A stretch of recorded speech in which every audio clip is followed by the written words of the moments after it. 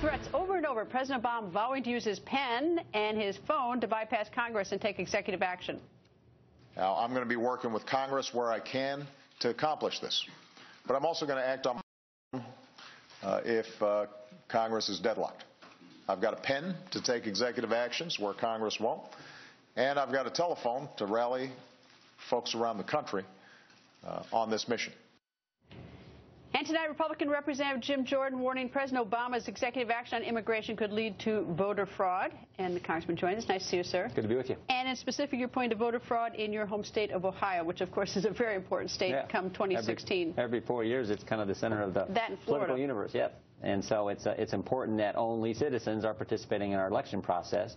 The president's action gives access to 5 million people to get Social Security cards and driver's license. Those are the documents used in our state to register to vote.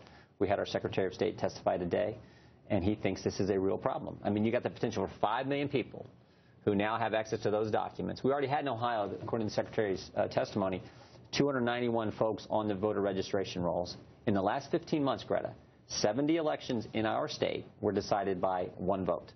So that many elections, and now the potential for potentially 5 million Americans that now can have access to these, the potential for some of those to get registered to vote and actually as non-citizens participate in our election process. All right. Well, the president says he's going to act with pen and paper when he sees Congress is deadlocked. But for the life of me, I don't see him going up to Capitol Hill or inviting people down from Capitol Hill and sitting around and really discussing this. This seems just to be, it's my way or no way, and then he's just going to act.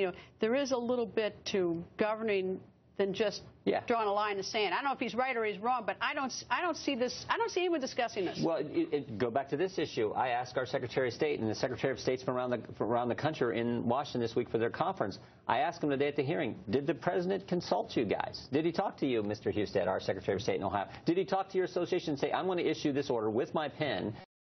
And what impact might it have on the election process and the ability of maybe non-citizens participating in it? He didn't ask him. And our Secretary of State has sent a letter to the president saying, here's the remedy. Help us do the remedy so we can make sure our elections are fair. Our elections only allow citizens to participate. No answer from the White House. What's your Secretary of State's solution to this? Oh, he says we need access to a database where you have the last 4 digits of the non-citizens who are here on deferred action. You need access to the database where the last 4 digits and their birth date and their name, of course, so you can match it against voter registration rolls and make sure only citizens are participating in our election. All right, and he doesn't have that?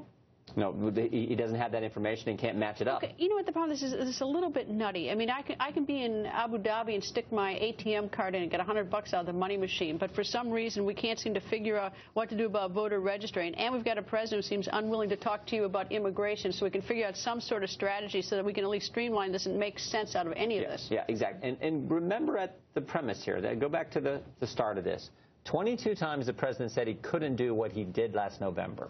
Unconstitutional action. Not what I say. Liberal law professors even say what he did was unconstitutional. And because of that action, the unfairness that's involved, we now have non-citizens, we've learned in the last few weeks, non-citizens getting Social Security benefits, non-citizens being able to get tax refunds, non-citizens getting in front of legal immigrants in the process they go through to legally come to this country, who do all the work to come to this country. And now we learn today non-citizens might, in fact, it might be easier for them to participate in our election process. He won't talk to you. Why don't you call him? Why don't you call him tomorrow and say, let's talk about this?